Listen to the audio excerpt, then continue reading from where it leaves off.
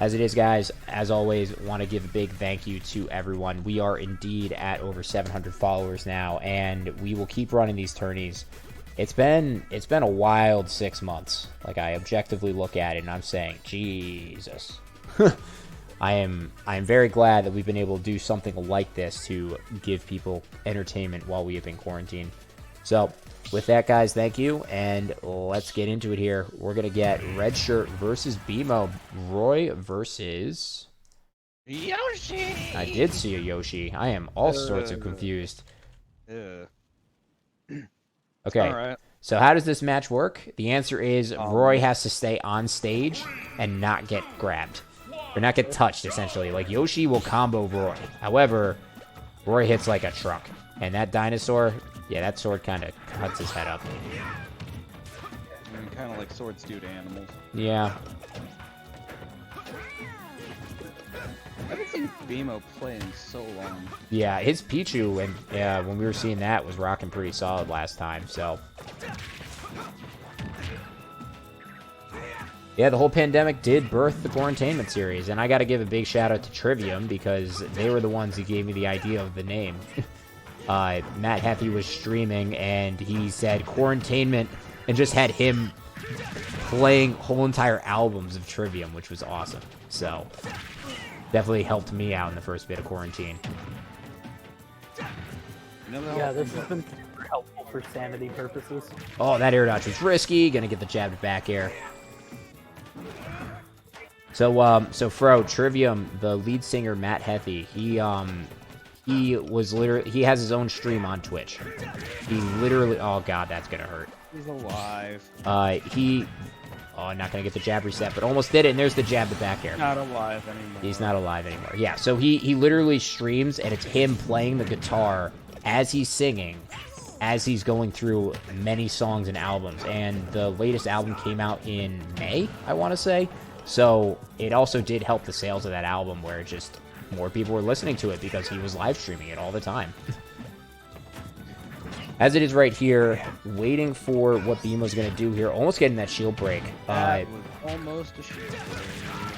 Yeah, it's actually kind of crazy because Matt's been doing that since for like years. But then when the quarantine hit, he normally would get like 500 viewers on some of these things. He had over 2,000 when the quarantine hit.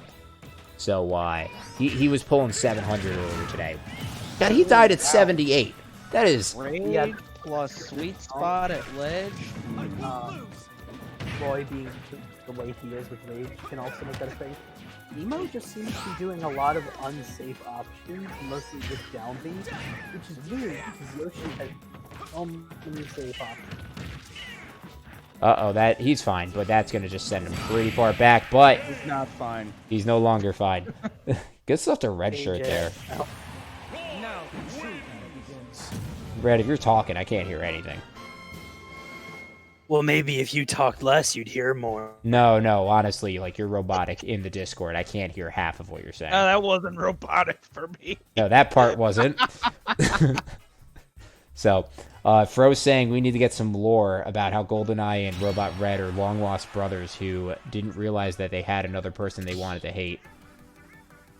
Something along We're those from lines. opposing sides of a deep-seated family feud. That's what I said.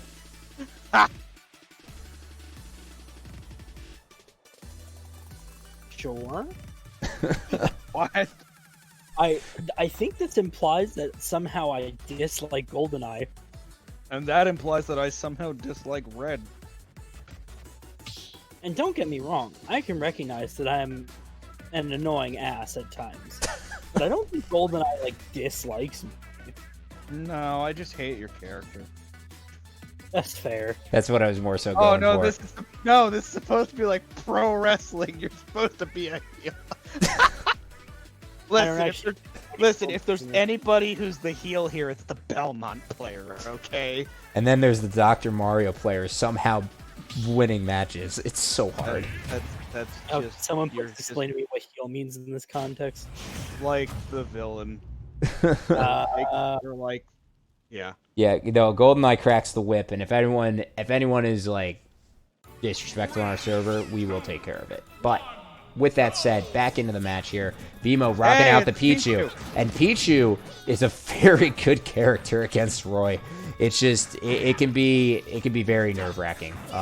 Define very good character, because I think, like, here, Roy's gonna struggle a little bit to hit this stupid rat, and Pichu can make his offstage life a living nightmare. But if Beem0 gets touched... Oh no, Beem0 gets hit by a forward smash. He's dead. That would have killed him. Yoshi died early from that side B. Pichu's gonna die from center stage at that percent. So here's... I appreciate everything you guys are saying. However, go on, if Red. I may pull up the tournament that we once had, Jim. Oh, if man. You remember Lyric's Thanos car. Yeah, game 10, very, very close back and forth. But really what it comes down to is that if Pichu touches Roy and has the combo game, it's a nightmare. It's a nightmare. Oh, he almost got the jab. No, he missed it. It's okay. Everything's fine. This matchup is generally a nightmare for Roy unless the Pichu doesn't know the matchup.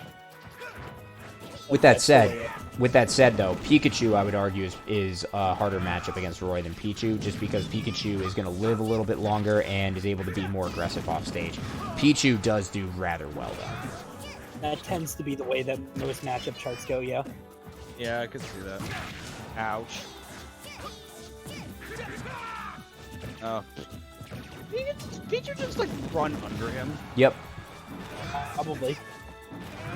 That Thunder Jolt. Oh, not gonna get the jab.